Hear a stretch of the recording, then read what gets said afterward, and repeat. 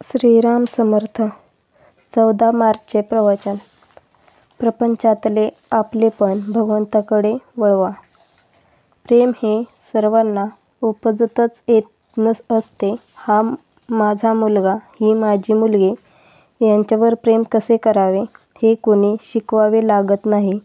एकदा आपले मानले की प्रेम आपोआप निर्माण होते.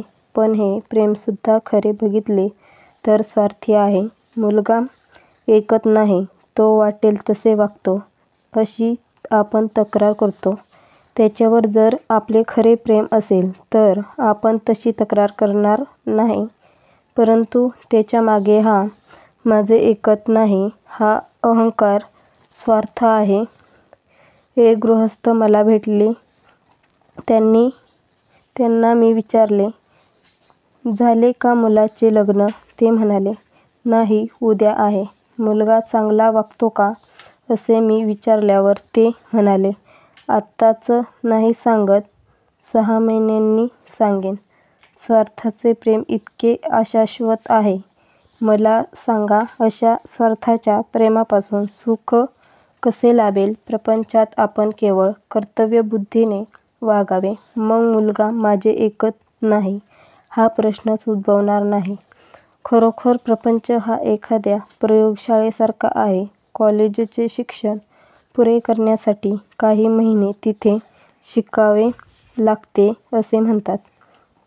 त्या प्रयोगशाळेतून काही उत्पादन काढण्याचा उद्देश नसतो. फक्त मुलांना शिकवण्यासाठी त्याचा उपयोग होतो. तिथे सर्व काही शिकवून घ्यायचे असते. ते किती उपयोगी पडेल, त्यापासून किती फायदा होईल याची अपेक्षा ठेवायची नसते. त्याप्रमाणे प्रपंच ही परमार्थाची प्रयोगशाळा समजावी. आजपर्यंतचा आपला अनुभव पाहिला तर आपण केले असे थोडेच असते. म्हणून परिस्थितीबद्दल फारशी काळजी न करता आपण आपले कर्तव्य तेवढे योग्य रीतीने करावे. आपल्या वृत्तीवर परिणाम होऊ देऊ नये. प्रत्येक गोष्ट घडायला योग्य वेळ काळ यायला लागतो. तेव्हा कर्तव्यबुद्धीने वागून काय ते करा आणि भगवंता, हा प्रपंच तुझ्या इच्छेने चालला आहे असे म्हणा. म्हणजे आपोआप भगवंताचे प्रेम लागेल. प्रपंचातले जे आपलेपण आहे ते भगवंताकडे वळवा. घरातल्या मंडळींवर निस्वार्थ बुद्धीने प्रेम करायला शिका. म्हणजे परमार्थ आपोआप साधेल आणि आपलेपणा भगवंताकडे वळविल्यामुळे भगवंतावर प्रेम जडेल. याकरिता काही वेगळे करणे नको. हा आपलेपणा निर्माण होण्यासाठी भगवंतावाचून आपले नडते ही भावना झाली पाहिजे.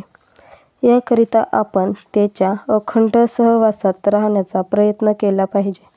त्याच्या नामस्मरणानेच ही गोष्ट सहज शक्य आहे.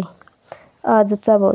वाचलेले विसरेल, पाहिलेले विसरेल, कृती केलेली विसरेल, पण अंतःकरणात घट्ट धरलेले नाम कधी विसरायचे नाही.